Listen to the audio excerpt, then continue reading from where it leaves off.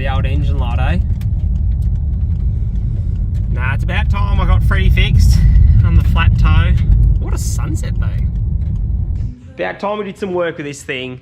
It was like December, I think, the gearbox, well not the gearbox actually, sorry, the clutch let go in the gearbox. Boom, show the video.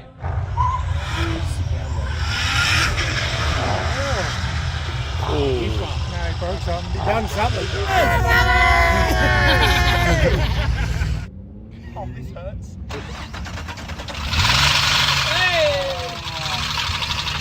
Pretty glad nothing went through the car or anything. It sort of just went down. I'm gonna pull this out and we'll see how much damage there is. The gearbox is still fine. Like, I've still driven it like this. It's just got a lot of metal floating about everywhere. I've got a fresh bell housing for this gearbox. And then if anyone's chasing a TR6060, I'm getting rid of it, because I got a fresh gearbox right here. What a backdrop with a dirty GQ behind it. So, I'm going to the dark side. I'll tell you that right now before you start commenting below. Turbo 400. Yes, I'm going to an automatic. Pretty much, I've had it manual for a while. I feel like I'm being dirty on myself by changing it, but also built Turbo 400. 1500 horse rated at the flywheel, trans brake internal, first and second, dump valve, billet input shaft, billet intermediate, billet everything, all that sort of thing. Not billet everything, doesn't have a billet output shaft, sorry.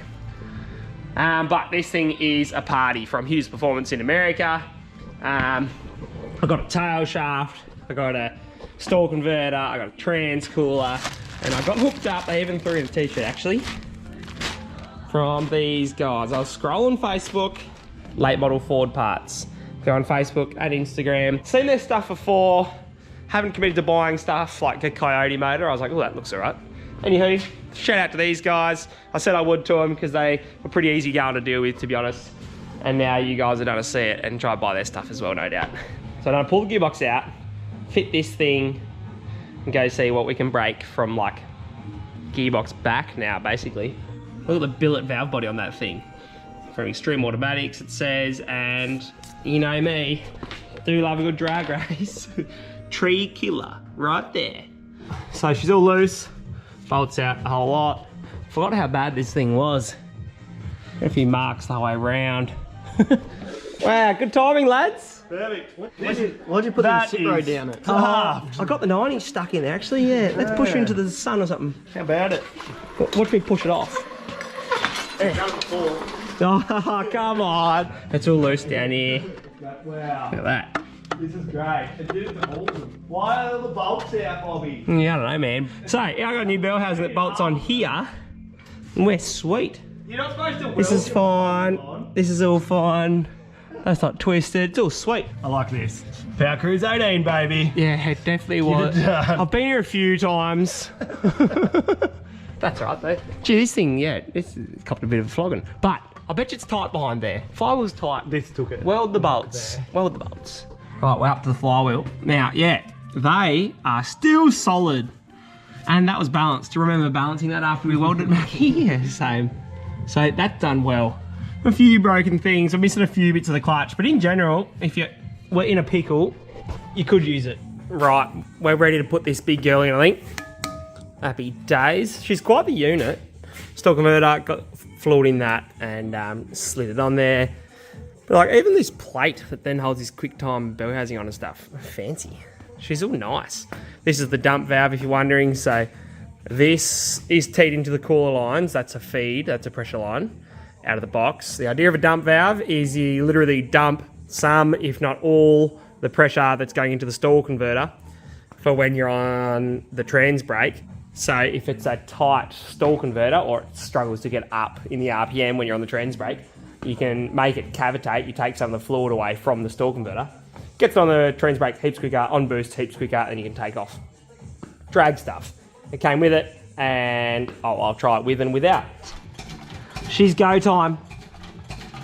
Hopefully it just pops in there real nice. I really don't want to lose that stall converter actually. That'd be a bad day. Get in there. Oh, I'm gonna put the camera down. We are back with Freddy and the Turbo 400. Now, it's been a hot minute, but it's fitted. It's up there.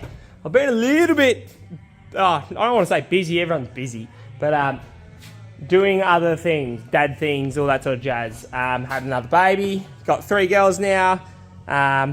She's doing really well, mum's doing well, everything's great there. So blessed with that, happy days. But it's about time I got back to spending a little bit of time on this. So Daniel's been here and wired everything. Not that there's heaps, but the trans brake, dump valve, reverse lights to the shifter up the top, etc. I got all the stall converter fitted, put it in, measured, you need a gap between the stall converter and flex plate. It wasn't enough, so spaced it out with another one. So now I've got 3 on here. What else? Our starter motor's a little bit different because B-series setup, FG starter motor. And this is a B-series block at the moment because it's not my good motor. The biggest drama, I could have had this done just last weekend, was my yoke to the diff. So I'm sort of collecting tail shafts here. So I went to fit this up and figured I'd just fit the FG yoke from the diff. But no, B-series is 100mm. They're a bit weaker. FG's 108mm, that's better. B-series has multiple different yokes to choose from. This is a 32 spline because it's an M86 diff. It's all the bigger stuff, which is good, but hard to find parts for quickly. But got it sorted, so I'm about to put the tail shaft in and everything should fit. I haven't actually checked, I just thought I'd film something for you. Alright, oil's in. We'll see how she starts and does everything else. It is warm, so it should be pretty sweet. And we'll see what gears we have. Oh, it's like it never died. And it's quiet. So all that noise was definitely clutch. Not that I was worried, but it was pretty loud when it broke. It's super nuts there. Alright, we should be in park. Let's put it in reverse. And you gotta press trans brake at the same time. Well, how about now? Oh yeah, hello. I'll bleed the system and we'll go for a drive. That's hilarious, you need to press the button. Now, it's pretty custom at the moment, it's just temporary while I'm putting it all together. So if that's reverse, this will be neutral, this should be forwards first. And then this should be second. And then this should be third. I'll bleed it up and we'll get this thing on the road. Oh, I'm waiting on a disc actually. The other side. I need new brake pads and this rotor is stuffed. Oh, I need to pick it up this afternoon.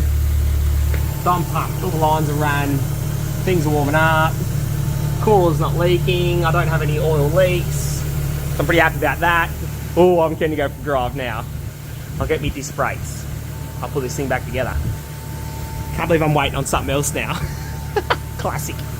I'll tell you what, it's weird reversing holding a trans brake button, but I'll move some stuff and we'll go for a drive. So far, so good. Small little smoky smoke. I left a rag though, so that's my own fault. On the dump pipe. I'll let it cool down a little bit. But so far, so good. If you had a little stick. A stick would work. We'll find something. It'll just light them up.